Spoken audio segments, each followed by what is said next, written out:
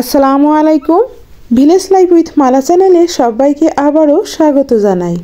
কাছে এবং দূরে, দেশ এবং দেশের বাইরে যে যেখান থেকে আজকের ভিডিওটি দেখছেন সবাইকে অসংখ্য ধন্যবাদ। আশা করছি সকলে অনেক ভালো আছেন। আমিও আলহামদুলিল্লাহ অনেক ভালো আছি। আজকে আবারও একটি ভিলেজ লাইফস্টাইল ব্লগ নিয়ে আপনাদের মাঝে হাজির হয়েছি।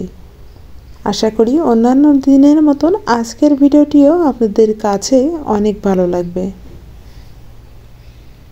যে সকল আপু ভাইয়া আঙ্কেল আন্টিরা ছোট ছোট সোনামণিরা আমার ভিডিওটি দেখা শুরু করেছেন, প্লিজ প্রথমে আমার ভিডিওতে একটা লাইক দিয়ে ভিডিওটি শেষ পর্যন্ত দেখার অনুরোধ জানাচ্ছি।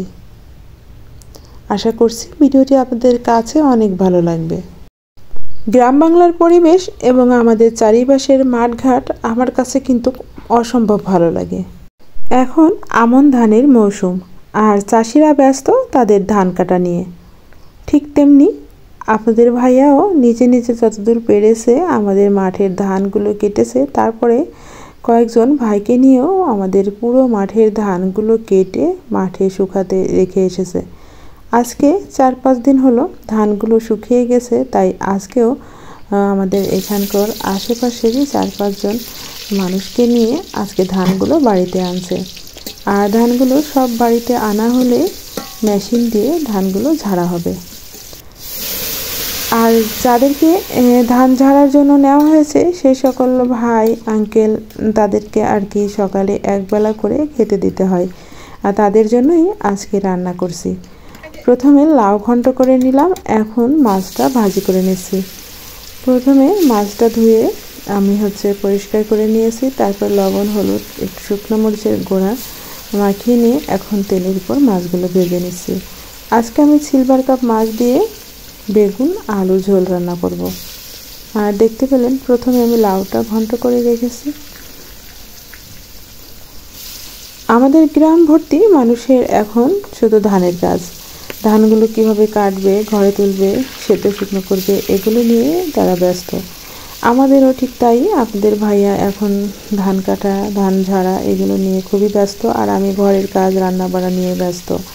আসলে গ্রামের মানুষের দৈনন্দিন জীবনে যে সকল কাজকর্ম তারই কিছু কিছু অংশ ভিডিও আকারে আপনাদের মাঝে তুলে ধরেছি।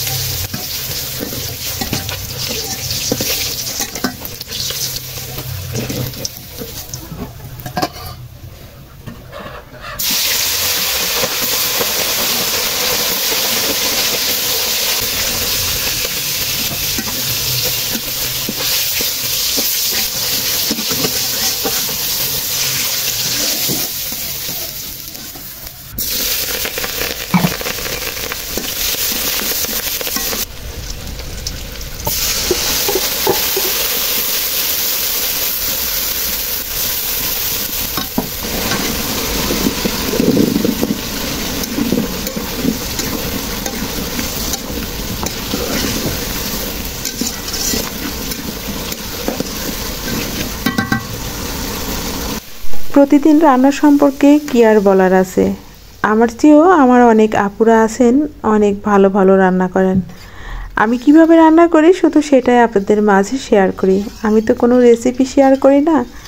আমার গ্রাম বাংলার পরিবেশ, রান্না বাড়া, মানুষের জীবন, আমরা কিভাবে থাকি, কি কি কাজ করি, কিভাবে করি, সেগুলোই আপনাদেরকে দেখিয়ে থাকি।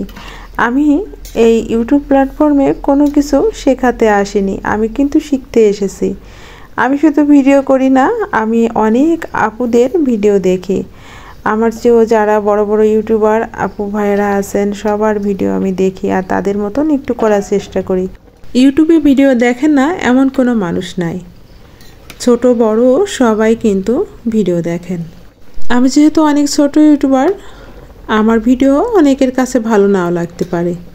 আমিও চেষ্টা করি আমার চেয়েও যারা বড় বড় ইউটিউবার বা যাদের ভিডিওগুলো অনেক ভিউজ হয়, অনেকেই পছন্দ করেন, তাদেরকে ফলো করে তাদের মতন হওয়ার চেষ্টা করি।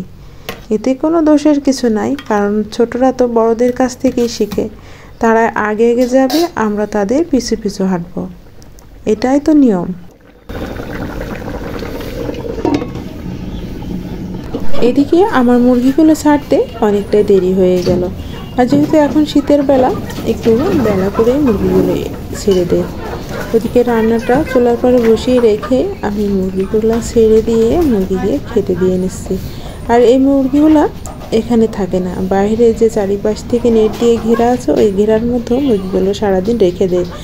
আবার যখন বিকেল হয় তখন আবারও মুরগিগুলো এনে ঘরে উঠিয়ে দেয়। এখানে মোট 28টা মুরগি আছে, আর এই মুরগিগুলো আমি আলাদা আলাদা ঘরে রাখি। সামনে যে ঘরটা দেখছেন, এটার ভিতরে ফার্মি মুরগির বাচ্চাগুলো থাকে, আর ভিতরে গোয়ালের ভিতরে একটা ঘর আছে, ওটাতে লেয়ার মুরগিগুলো থাকে। আর আমাদের খোলাটার উপরে একটা ঘর আছে, ওই ঘরের ভিতরে যেগুলো দেশি মুরগি পালে সেগুলোই থাকে। আর দেখেন মুরগিগুলো সকালবেলা খাওয়ার জন্য কিভাবে আমার পিছু পিছু হেঁটে চলে আসছে। আর এই মুরগিগুলো আমার খুবই প্রিয় আর অনেক শিকারী।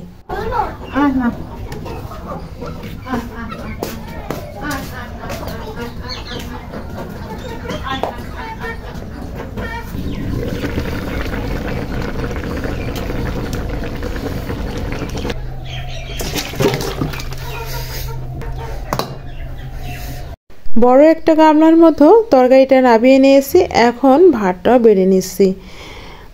এখন অনেকগুলো লোকজনই যেহেতু খাবে, তাই বড় বড় গামলাতে আমি ভাত তরকারি এগুলো সব বেড়ে নিচ্ছি। আর এগুলোই আগে থেকে একটু বেড়ে রাখছি যাতে ঠান্ডা হয়ে যায়। আর কিছুক্ষণের মধ্যে সবাই বাড়িতে চলে আসবে আর তাদেরকে আমি খেতে দিব। এখানে ভাত বেড়ে নিয়েছি, তরকারিগুলো আমি বেড়ে নিয়েছি, আর যে লাউটা ঘন্ট করলাম, সব খাবার দাবার বেড়ে থালা বাসন পানি নিয়ে এসেছি, সব রেডি করে রেখেছি। তারপরে এই যে ভাইরা এসে এখন খেতে বসেছে। আর এনারা এখন খাওয়া দাওয়া শেষ করে যে ধানগুলো মাঠ থেকে আনতে বাকি আছে সেগুলো নিয়ে এসে ধানগুলো ঝাড়া শুরু করে দেবে।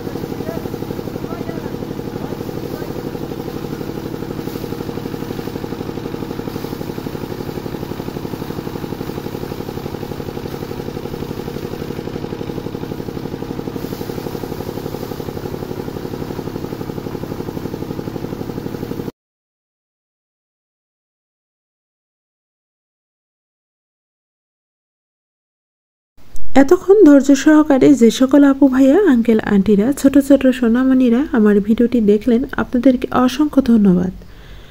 আজকের ভিডিওটি যদি আপনাদের কাছে ভালো লেগে থাকে তাহলে আমার ভিডিওতে একটি লাইক দিবেন এবং আমার চ্যানেলটি সাবস্ক্রাইব করে আমার পাশেই থেকে যাবেন। আর আজকের ভিডিওটি যদি কেউ ফেসবুক পেজ থেকে দেখে থাকেন তাহলে পেজটি ফলো দিয়ে আমার পাশেই থাকবেন। আজকের মতন এখানেই বিদায় নিচ্ছি, আবারও কোনো নতুন ভিডিও নিয়ে আপনাদের মাঝে হাজির হব। আল্লাহ হাফেজ, আসসালামু আলাইকুম।